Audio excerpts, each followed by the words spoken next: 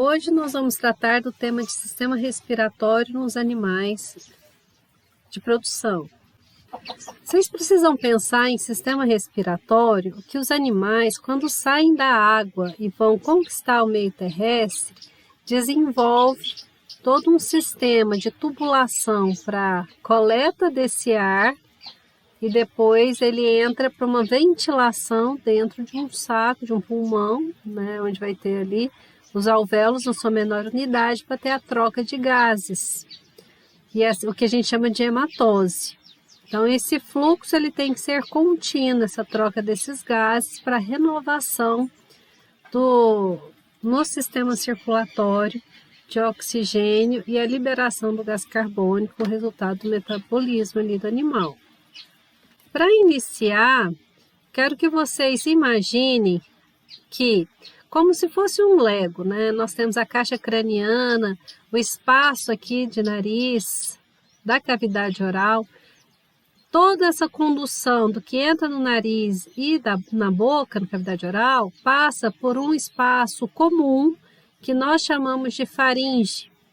Da faringe, falando em sistema respiratório, ela tem que seguir para a tubulação de via aérea superior, que a gente chama primeiro de laringe, um arranjo de 4 cartilagens que se conectam, e aí depois continua a tubulação de traqueia. Então, essa zona condutora leva o ar para o espaço do pulmão. Inicialmente, esse ar ele tem que passar pela narina. Narina nada mais é do que a abertura desse nariz.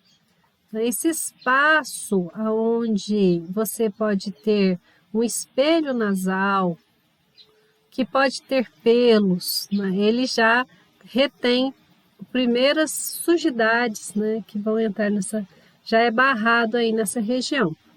O filtro é esse risco que dá para vocês observarem aí na imagem, né, presente aí nos carnívoros. Os planos tegumentares em nariz, né, que está aí onde está a narina, ele recebe nomes diferentes nos animais. Então, por exemplo, nós temos um plano nasal nos carnívoros, na cabra e na ovelha. O suíno, ele tem esse osso aqui. Então, ele encaixa aqui na entrada do nariz e dá esse aspecto plano. Por isso que o suíno, ele fuça para caçar o alimento, tá? Então, esse osso responsável por deixar o focinho do suíno mais chato. Por isso que a gente chama de plano rostral no suíno. Já os bovinos, ele tem um plano que chama nasolabial. Ele vai do nariz até a boca continuamente. Lembra, pessoal, que lábio é uma transição da pele. Então, a gente tem pele, lábio, depois lá dentro da cavidade a mucosa. Né? Então, a gente precisa ter uma diferença ali, uma transição na constituição desse epitélio. E a narina também é a mesma coisa. A gente tem uma pele ali no nariz, a entrada ali da narina e aí depois lá, internamente a mucosa, que é uma camada. A mucosa também é tecido epitelial, só que ele libera secreção, ele libera muito mais, vamos dizer, né? Porque a pele também libera, mas ela é mais úmida, né? Ela tem muito mais capacidade de liberação de secreção e de absorção também. Agora aqui na narina, é importante que vocês observem a entrada desse ar. Para isso, nós temos um arranjo de cartilagens para dar essa conformação aqui, parece uma vírgula, né?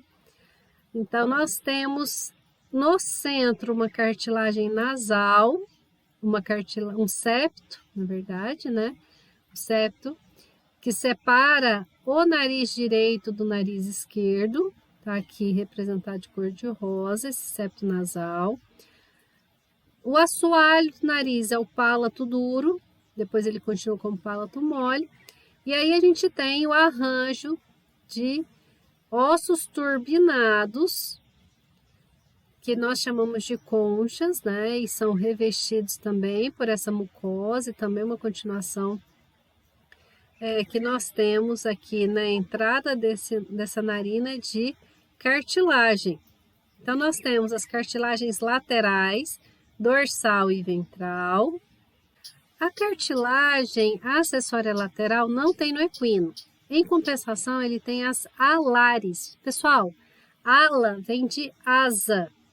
Eu vou mostrar para vocês a cartilagem do equino. Olha aqui, olha. Tá vendo? Ele parece uma asa. Por isso que a cartilagem, eles colocaram o nome de alar, que tem só no equino. E aí ele tem a cartilagem lateral, igual aos outros, né? E essa alar. Já os outros, igual o cão, ele tem a lateral e tem a acessória. É igual aqui o do suíno, ó. Tá bonita essa imagem, deixa eu colocar ela um pouco maior. Então, ele tem aqui, ó, a cartilagem nasal lateral, dorsal, e a cartilagem nasal lateral acessória. Então, ele faz aquela curva, igual do cão também.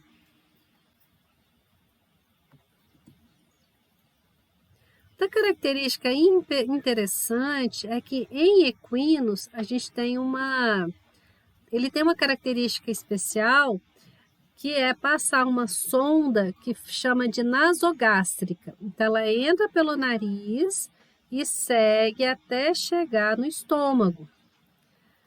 Quando for passar a sonda nasogástrica, tem que inserir a cânula medialmente, ou seja, para o lado do septo nasal e ventralmente, para o lado assoalho desse nariz.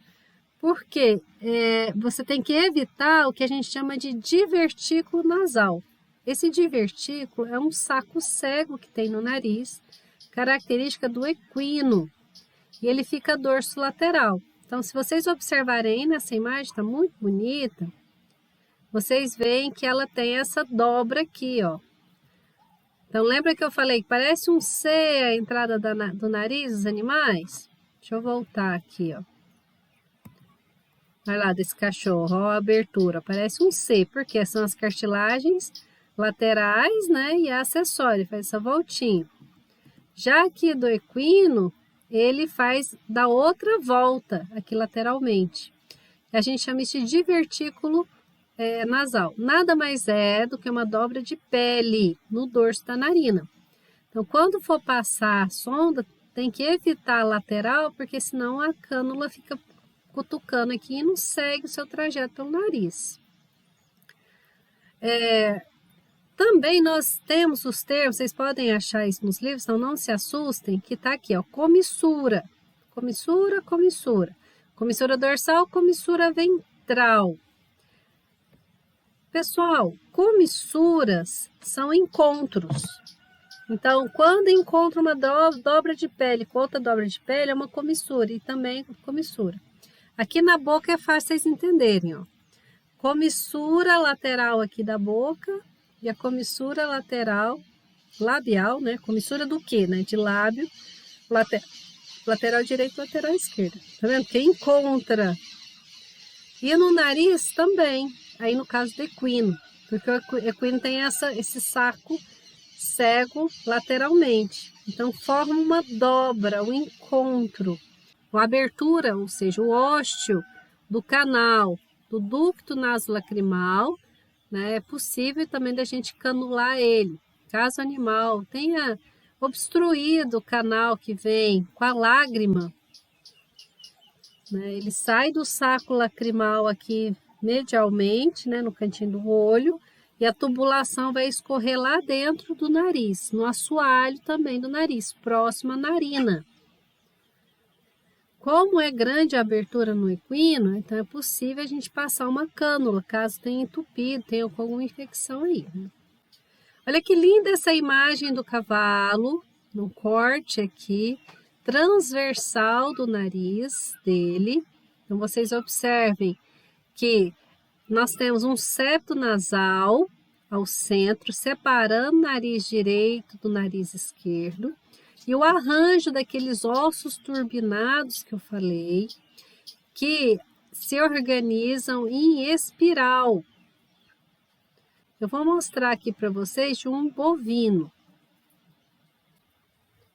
Então, observem que aqui, olha, tá aqui todo o nariz. E aqui tá quebrado nessa parte do osso nasal. Mas vocês podem ver que aqui, ó, dentro nós temos partes dessas conchas. Ela tá quebrada. Mas só para vocês terem uma noção de como elas se organizam. Aqui é o centro, é o septo nasal, que também já não tá aqui mais. Né? Então, esse arranjo em espiral desses ossos turbinados, eles dão esse aspecto aí que a gente chama de concha. Olha aqui do suíno, que lindo, ó, ela tá íntegra, parece uma borboleta. Então, vocês têm aí um arranjo da concha ventral, que é essa que parece uma borboleta, e da concha dorsal, lá em cima. Então, a concha dorsal é menor, e aqui embaixo, ó, a concha ventral, direita e esquerda. A cartilagem aqui, que separa aqui do septo, ó, também já foi digerida, né? Porque aqui só tá a parte óssea da peça. Tá certo? Então, é interessante vocês imaginarem que essa espiral, ela continua por toda a extensão do nariz. Algumas raças têm um nariz mais chato. Tipo, vamos pensar aqui num cachorro, né? Num pug, pug. Agora pensa, aqui é do tamanduá. Tanto que é comprido esse nariz dele. Aqui, ó. Que soltou a parte lateral aqui, né? E aí vocês estão vendo a região aqui do septo nasal. Mas é a mesma ideia, né? Ele conflui o ar que passa aí. Agora a gente vai estudar exatamente por onde passa esse ar, para onde o destino dele quando entra nesses túneis. Então, pessoal, vocês observem que na base, no assoalho do nariz, nós temos o osso do palato, né, que é esse osso que está é o céu da boca e o assoalho do nariz. Aí nós temos esse arranjo das conchas e espaços entre essas conchas, que nós chamamos de meato. Então, o meato nasal dorsal está acima da concha dorsal, que é essa voltinha aqui que eu esquematizei. Aqui nessa peça está muito bonito, olha, a concha dorsal, e aqui embaixo aparece uma borboleta, a concha ventral. São projeções do osso nasal aqui, ó. Então, ela vem lateralmente e faz uma espiral. Então, entre a concha dorsal e o teto aqui do nariz, nós temos o meato nasal dorsal. Entre a concha ventral e a concha dorsal, nós temos o meato nasal médio. E entre a concha nasal ventral e o assoalho, nós temos o meato nasal ventral. Comum entre eles, já esquematizei aqui no desenho, nós temos o meato nasal comum. Tá. Por que vocês precisam saber disso? Para onde esse ar é conduzido quando entra nesse túnel. Então, nós temos aqui a mucosa olfatória, ela fica presente aqui, ó. Aqui nós temos o crânio, então o cérebro está aqui, o bulbo olfatório nessa região. E aí o nervo do bulbo olfatório, vários ramos do nervo, né, vem para essa mucosa, que a gente chama de concha nasal etimoidal. Porque além da concha nasal ventral e da concha nasal dorsal, nós temos a etimoidal, concha nasal dorsal e aqui, ó, concha nasal ventral. Aqui tem a concha nasal média, a concha etimoidal. O ar que passa pela concha nasal dorsal vai direto aqui para essa região da concha nasal etimoidal, onde está a mucosa olfatória. O que passa pela concha ventral, no meato ventral e no meato comum, vai direto aqui, ó, para a região de coana e vai para a faringe. E o que está entre a concha ventral e a dorsal, nesse espaço aqui, vai para os espaços aéreos, que chamamos de seios paranasais. Seios paralelos ao nariz, por isso que é paranasal. Então, comunicando o nariz, então nós temos aqui, comunicando o que passa aqui no nariz, entre a concha nasal dorsal e a ventral, né, ele vai direto para esses espaços que tem no crânio. Então, aqui na testa, que a gente fala de, não é o osso frontal aqui? Então, aqui tem um espaço que chama seio frontal. O ser humano tem muito, né, inflamação nessa região, aqui na testa. A gente fala que é uma sinusite, porque sinus significa seios, espaços. Então, esse seio aqui frontal, ele tem mucosa, do mesmo jeito que o nariz, tá? O espaço aéreo passa o ar e tem revestimento interno de mucosa. Por isso que ele libera secreção. E quando tem excesso de secreção, ele empoça, ele acumula, e aí fica dolorido, fica pesada a cabeça. Então, além desse seio frontal, existe aqui também, na região da bochecha, nessa região aqui do osso maxilar, tá? Então, nessa região da maxila também temos espaços, espaço do seio maxilar. Pessoal, vocês têm que perceber também que a traqueia, ela tem um conjunto, uma pilha de anéis cartilaginosos que dá esse aspecto típico da traqueia. Só que esses anéis, que está representado aqui em cor de rosa, eles não se fecham completamente.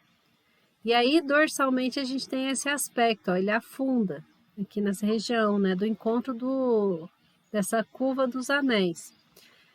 E aí, tem um músculo que segura essa cartilagem nessa posição, músculo traqueal. Ele fica internamente aqui entre as dobras dessa cartilagem.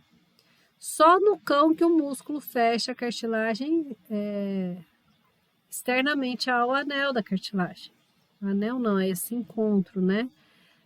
Nós temos a traqueia sendo ventral na região de pescoço, de propósito, né, para ela ter mais movimentação, porque imagina, o esôfago, inicialmente ele está dorsal aqui, e depois ele acaba se jogando para a esquerda. Então, inicialmente, o esôfago ele comprime muito a traqueia, por isso a necessidade dela ser maleável, senão ela trincava. Vocês também têm que prestar atenção, quando for andar com o animal, está usando enforcadeiro, o cachorro, se apertar muito, também pode levar a danificar esses anéis cartilaginosos. E aí pode ser necessário um procedimento cirúrgico, que é para alargar a luz da traqueia. Lembra que a traqueia passa ar. Quando o animal está em repouso, ele está respirando e aí o ar entra aí tranquilamente, né? Só que vocês têm que prestar atenção, se estreitar esse canal, que pode ser, por exemplo, uma lesão, igual eu falei, né? Tá apertando demais a garganta do animal, quando tá andando com ele, usando a enforcadeira. Pode ser uma reação inflamatória a um quadro alérgico, uma picada de inseto, por exemplo. E aí libera muito líquido, muito edema, que fecha a luz da traqueia ou da laringe, ali na região da glote, que é o mais comum. Até eles falam, edema de glote, depois de uma picada de abelha, por exemplo, né? Deu uma reação alérgica e edema de glote. Se o edema for muito extenso, tampou bastante a glote, é necessário fazer uma traqueostomia, né? Fura a cartilagem, fura aqui a traqueia, para o ar poder transitar, porque a entrada, né, da tubulação que é ali pela laringe está inflamado. Então, é um procedimento de emergência também. Outra característica é a tal da carina. A carina é essa volta aí, ó, entre os brônquios, Dá para ver aí nessas duas imagens, nessa volta aqui da bifurcação dos brônquios, ela é mais resistente, vamos dizer assim. Então a gente chama de carina. Aqui eles estão mostrando um quadro só de nível de curiosidade da quantidade de anéis cartilaginosos em cada espécie. Então, por exemplo, o equino tem de 50 a 60 anéis. O suíno, mais ou menos 30 anéis, 36. Então, são bastante anéis, né? Cartilaginosos. Olha esse feto aqui, nós temos uma abertura do tórax, aqui está as costelas esquerdas, aqui à direita, o músculo diafragma, o pulmão foi dissecado, mostrou, ele está com látex, e aí a gente vê a região por onde corre esse ar. Então, o ar quando entra na traqueia, depois ele tem que se dividir nos brônquios. E desses brônquios em bronquíolos, e dos bronquíolos em alvéolos. Então, nessa imagem a gente vê os alvéolos, vários alvéolos, que está jogando a sua secreção para dentro da tubulação. Nessa imagem a gente já vê a passagem de ar por um exame dos brônquios, injeta o contraste. Então, aí nós estamos vendo que os brônquios estão se ramificando por todo o pulmão para permitir, né, que o ar chegue nos alvéolos. Esse pulmão ele está sendo revestido pela pleura visceral e é invaginado no saco pleural. Certo? Então, essa pleura ela vai segurar esse pulmão, né, na posição. A árvore brônquica é formada por brônquios, bronquíolos, ductos aferentes, sacos alveolares e alvéolos, e é responsável por levar o ar respirado para as fossas nasais, para o pulmão. Nesse quadro tem um esquema de como é dividido os brônquios. Eu quero que vocês tenham clareza que a lobação dos pulmões, o nome que a gente dá aqui na anatomia, é de acordo com a divisão dos brônquios lá dentro do pulmão. Só que a gente não enxerga os brônquios, precisa dissecar. Mas dependendo da ramificação desses brônquios, aí a lobação do pulmão tem o seu nome específico. Lembrando que um órgão, quando ele faz a lobação, é porque ele quer se espalhar e ocupar melhor a cavidade. Então, o pulmão forma esses lobos porque você tem um coração que fica ali 24 horas batendo. Aí você tem esôfago trazendo conteúdo, né? Então, você tem estruturas que estão se movimentando dentro do tórax e aí é necessário que ele tenha mais flexibilidade. Então, quanto menos espaço tem o corpo, mais necessário dividir para preencher melhor aquele campo. E o tórax, vocês lembram, né? Ele é extenso dorsalmente, mas ventralmente com o externo ele é curto. Então o diafragma faz uma cúpula, né? Ele faz uma curva grande para os seus pilares se prenderem ali no início de vértebra lombar.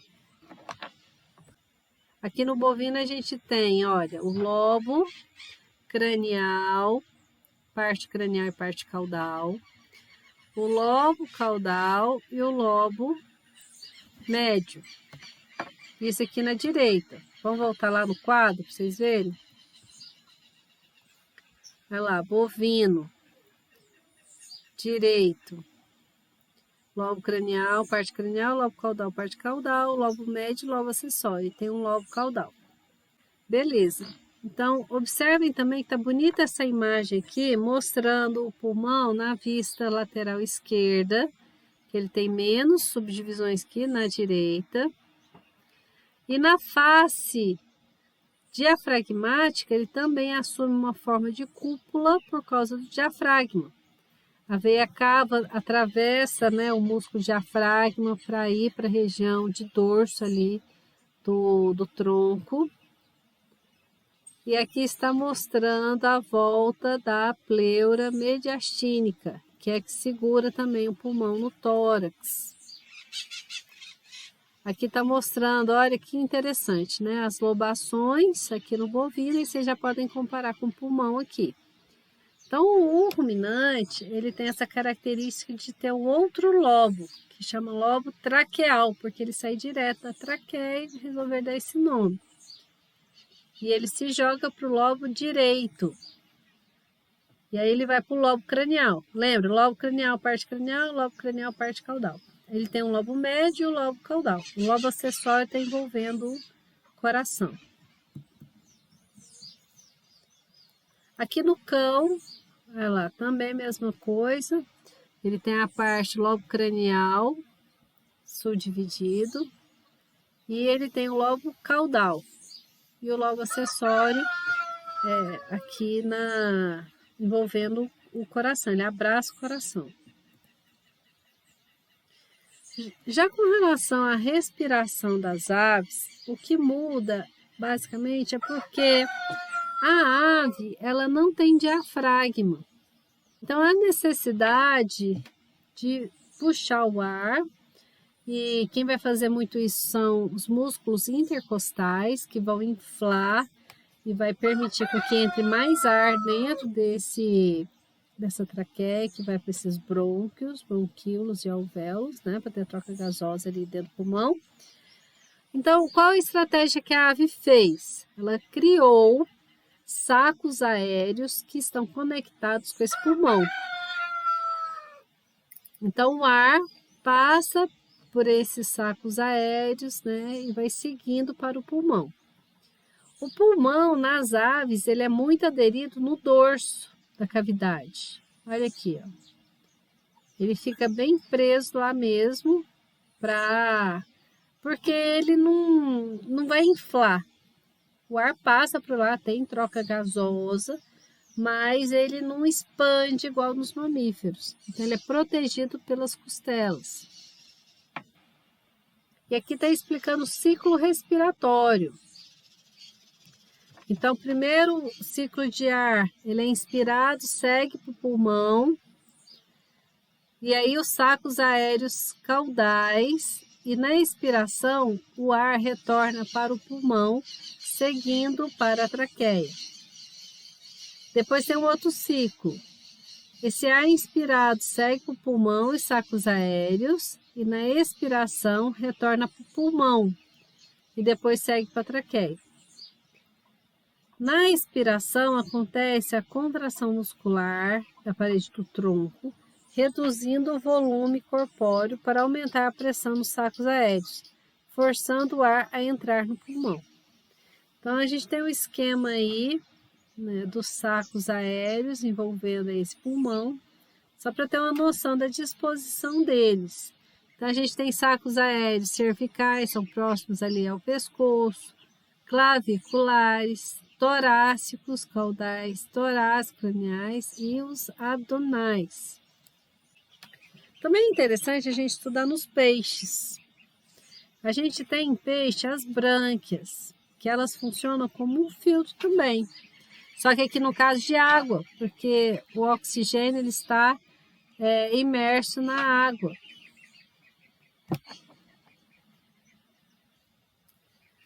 Aqui as brânquias dos peixes, ela fica com a abertura, onde essa água passa, e aí a gente tem nessas brânquias uma organização em que os vasos sanguíneos, eles fazem um novelo nessas brânquias. Então, cada pezinho da brânquia tem uma artéria e uma veia que estão loucamente trocando gases aqui com a água. Então, ela passa, tá vendo também o sistema de canais, que interessante, nessas brânquias, para promover mesmo essa troca gasosa aí com a água. Então, é como se fossem fatias, né, e aí replete vaso sanguíneo, conforme essa imagem, dá para ver aqui os vasos, e tem a hematose nesse lugar. Aqui a gente tem um ciclo ventilatório nos peixes, que respira também pelo ar. Então, ele ele abre a cavidade bucal e quando essa água, né, cheia de oxigênio entra, aí ele vai para a câmara anterior e a boca fecha, tem uma compressão da cavidade bucal, o ar entra da câmara anterior de órgão respiratório. Quando a boca fecha, a câmara anterior também é fechada, câmara posterior também contrai, expira-se o ar, consumindo a partir da câmara posterior, uma saída de ar via opérculo, os peixes também têm opérculo. A boca fecha, abertura da câmara anterior, contração da câmara anterior, fluxo de ar para a câmara posterior, ocorre troca gasosa. Eu tenho aqui uma peça de um bovino, mas ele é mocho, né? Assim, ele não tem o processo aqui cornual, mas o osso frontal ele se projeta e aí o estojo córneo se encaixa. A gente viu isso na aula de tegumento. Então é muito comum também, quando faz a cirurgia de descorna, né, inflama, infecciona, aí causa uma sinusite aqui, aqui na região da testa, na região da fronte, no osso frontal. Aí o animal fica incomodado. Ou pode ser que tenha uma sinusite, que aí ele fica com a cabeça, às vezes ele tem um corno muito grande, né? Aí fica com a cabeça pesada, você vê que o animal está com desconforto. A drenagem da secreção, ela tem que ser pela via nasal, quando esses seios estão inflamados. Essa drenagem, então assim, é muito comum você colocar um vapor quente para o animal inalar, que aí aquele muco vai fluidificando, ele vai ficando mais ralo, e aí ele escorre melhor. Se ele vai ficando muito espesso, às vezes as bactérias estão produzindo ali muito pus, naquele combate que tem ali, né, com a célula de defesa, produz esse pus, e aí ele vai ficando espesso. Aí é problemático porque vai dando dor demais na cabeça do animal, porque a secreção fica empoçada e ela aumenta a pressão dentro da cabeça. Uma característica também que eu falei, que eu acabei esquecendo de falar dos seios paranasais, é que eles servem como caixas de ressonância do som. Então a laringe vibra e emite o som, esse som chega no nariz e ele entra nos seios paranasais e expande. Eles funcionam como amplificadores desse som, como caixas de som mesmo. E aí o som ele ressona muito mais alto. Comparando com o ser humano, você pega um tenor lá, né, na música clássica, né, e compara com o soprano, você vê o tenor, ele enche a sala, né, quando ele canta, tanto que a voz dele amplifica. Então, os tenores têm seios paranasais enormes, né, para poder fazer isso. Outra característica também que eu não falei, é muito comum em propriedades de ovinos, tem uma larva, que ela tem predileção por ficar na região nasal. E o animal sofre muito, perde peso, às vezes vem até a óbito, devido à infestação com essa larva que fica no nariz. Ela tem essa predileção, né? A mosca vem, bota os seus ovinhos ali na narina e esses ovos eclodem e formam essas larvas, né? Do Oestrus ovis, que coloniza a região de nariz, não tem como a gente retirar, complicado, né? Tem que ser com medicação. Então tem que estar sempre acompanhando os animais e a infestação pode pegar o rebanho todo, né? Tem que ficar de olho em ovino. Tentando lembrar de outra característica aqui relacionada, acho que eu sei. Também é importante vocês terem noção que se um rebanho foi acometido com alguma doença de via respiratória, o cuidado tem que ser redobrado, porque a contaminação ela vai, o que a gente fala, por aerosóis, por gotículas que saem do trato respiratório dos animais. E aí vai contaminando todo o plantel. É o grande desespero, né? Igual o criador de suíno. Tem também a rinite atrófica. Eles têm pavor, né? Porque essa doença, lembra, rinos é nariz. Então, rinite significa inflamação no nariz. Então, tem uma rinite que vai atrofiando. O septo nasal entorta, aquelas conchas nasais também. E é um problema, porque vai deformando as conchas e o animal vai ficando com mais dificuldade de respirar, vai tendo acúmulo de secreção e ela vai transmitindo também assim para os outros animais.